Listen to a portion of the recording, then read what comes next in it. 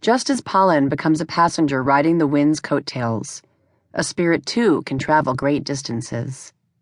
One day you may find me at 103 Ave de Calibri, a place I'm quite fond of because I lived there, once, and in that way, I always will.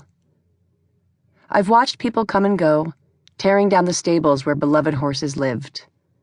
The Appaloosa mare, her chestnut foal, as well as the chocolate-eyed bay stallion. I see everything. I watch the new owners whitewash the walls in the traditional way, using lime and water. Later, a traveler shows a man how to make glue so that he can apply wallpaper. Wallpaper inside an adobe house?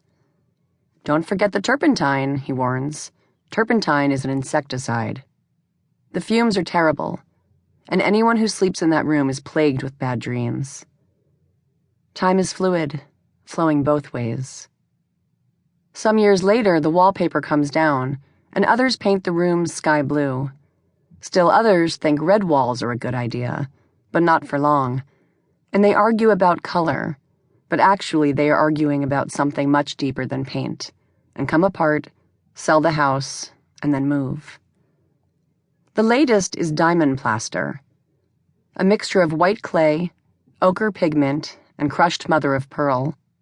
When the sun shines on the kitchen window, the walls wink as if they are holding back the stars. But next door, at 105, there are worse secrets. One summer, an English woman stands outside, wishing on a star. The famous Santa Fe wind blows restlessly through the trees. Left alone by her trader husband, who travels for business, she feels lost and alone. No babies have arrived. Her Spanish isn't good. Her Navajo is non-existent. Using sign language, her maid shows her how to keep a house, how to use beeswax to keep the furniture from drying out in the high desert climate. One morning, she stands alongside the maid and learns to make tortillas on the comal, a smooth clay griddle. The trick is to remember that lard itself is an ingredient, and as such is dependent on the condition of the animal from whence it came. One must adjust the amount of masa, sprinkling it slowly, dripping in the water, and use both hands to mix. She is quiet while the dough rests under a flour sack dish towel, hoping her new skills will please the husband, who comes home from his travels unhappy, and drinks, and sometimes, though she tells no one, he hits her. The maid rubs salve on the bruises but says nothing. She wished on that star every night. Wishing is the business of children. Once the woman was in love with a farm boy who worked her father's land. She and her lover couldn't keep their hands off each other. Her father forbade the union and arranged a proper marriage to a man who would elevate his family's status.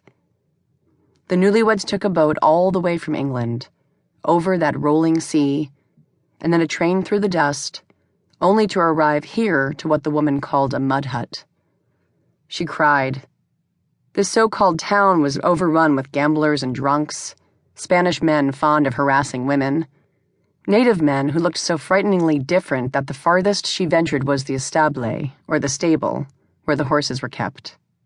Her family shipped her grandmother's English sideboard to her, across that ocean, believing familiar things would help her settle in. Waiting for it to arrive, the woman imagined where to place it, and how it might look when it was filled with her blue and white china that had come all the way from the Orient, her husband's gift to her when they married.